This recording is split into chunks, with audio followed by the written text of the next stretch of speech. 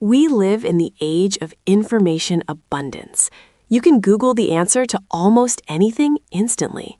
So why are so many highly intelligent people, the ones with the degrees and the data, still stressed, directionless, and failing to build meaningful lives? The trap is believing that intelligence equals success. It doesn't. Intelligence is knowing what to do. Wisdom is knowing when to do it, how to do it sustainably, and why it truly matters. Today, we're unlocking the 4 hidden laws that separate the merely smart from the truly wise, giving you the ultimate playbook for judgment and foresight. Let's define our terms. Intelligence is your computer's processing speed. Wisdom is the operating system that decides which programs to run and when to shut down the unnecessary background tasks. It's the fusion of knowledge, experience, and critical judgment.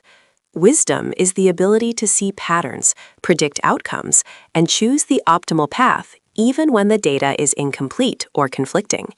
It is not about having all the answers, it's about asking the right questions. Our journey begins with a powerful, counterintuitive Stoic principle.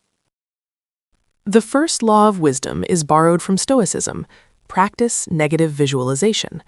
Most people only visualize success. The wise person actively contemplates failure. What's the worst-case scenario? How would I cope if I lost everything?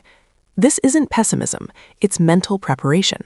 By rehearsing hardship, you immunize yourself against fear and develop deep resilience.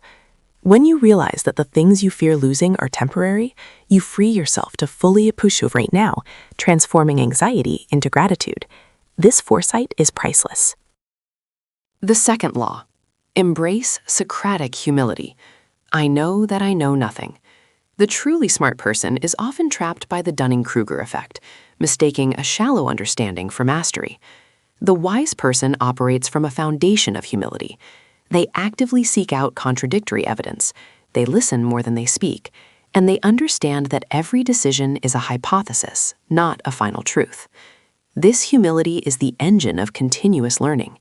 If you think you know everything, you stop growing. Wisdom starts when you admit the vastness of your ignorance. Law number 3 is about foresight. Apply the time horizon test. Wisdom is simply choosing the long-term optimal outcome over the immediate emotional comfort. When faced with a decision, ask yourself, what will the consequence of this choice be in 10 minutes, 10 months, 10 years? The smart person optimizes for the dopamine hit now, the unnecessary purchase, the gossip, the skipped workout. The wise person optimizes for the future self. They are playing chess, not checkers.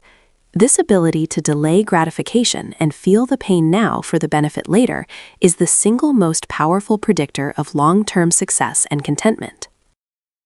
The final, most complex law: master second-order thinking.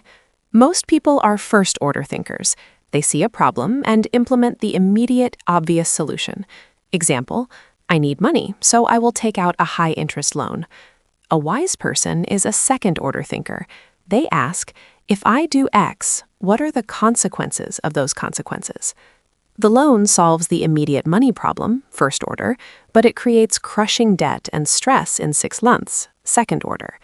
Wisdom demands you map out the ripple effect of your actions, understanding that every solution creates a new set of problems. This is the hallmark of true strategy. Wisdom is not a gift. It is a discipline. It's not something you possess. It's something you practice daily. You now have the 4 foundational laws: negative visualization, resilience; Socratic humility, growth; the time horizon test, patience; and second-order thinking, strategy. Stop chasing data and start chasing judgment. The truly wise person doesn't have a perfect life, but they have the tools to navigate life's inevitable storms with grace, foresight, and peace. Start practicing these laws today and watch as your capacity for success, happiness, and true fulfillment exponentially increases. Hit the like button if you found this perspective valuable, and let me know in the comments, which of these 4 laws do you need to practice most?